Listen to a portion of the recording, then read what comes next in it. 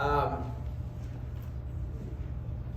when I first learned about the building being torn down, it was through Tom Harper's article.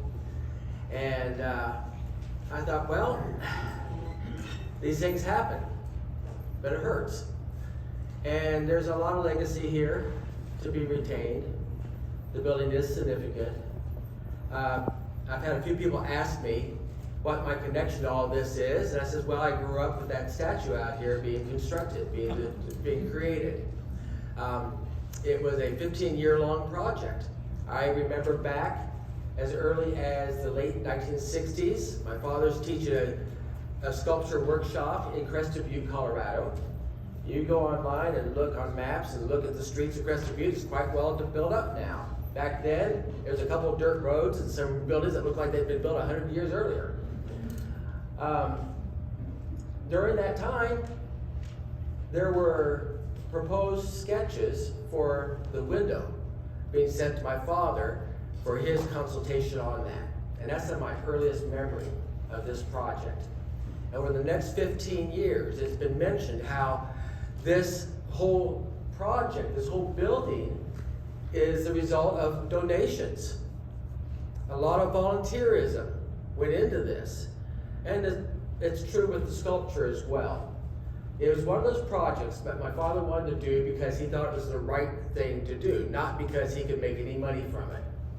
He had his salary from the university and said, I can afford to create this sculpture. And he also had great ties into wanting to do this because he has a long history with KU as well. He attended classes here as an undergraduate prior to World War II, finished those classes up after World War II, got his master's degree here, was hired in 1950 to establish the sculpture program here at the university, both the undergraduate and the master's programs.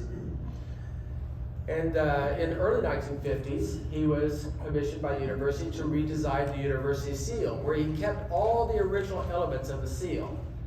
But through research and help from those I've taught here at the school and so forth, was able to update the images in that seal to make them look more historically accurate to the event that's portrayed there in the seal. So, yes, his ties into all this go a long ways back. And the sculpture itself was a volunteer project. That's why it took 15 years. But I can attest that there were very few weeks during those 15 years that he did not work on it. And he'd come up late in the evenings, and Mom would send me with him because she was getting a little concerned about him being up on scaffolds and ladders. And so I was involved throughout it. The video you got to see, the film, it was actually a 16mm film originally that you got to see prior to this meeting. I saw all that taking place, grew up with it. I have one little cameo spot in the film, I'm grateful to that.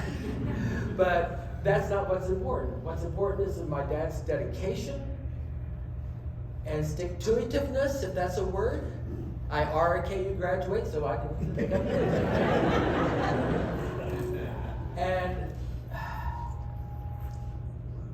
I know, as it mentioned in the film, that when he saw that sculpture finally being lifted into place by the crane, there was not any thought that this wasn't going to last for a very long time.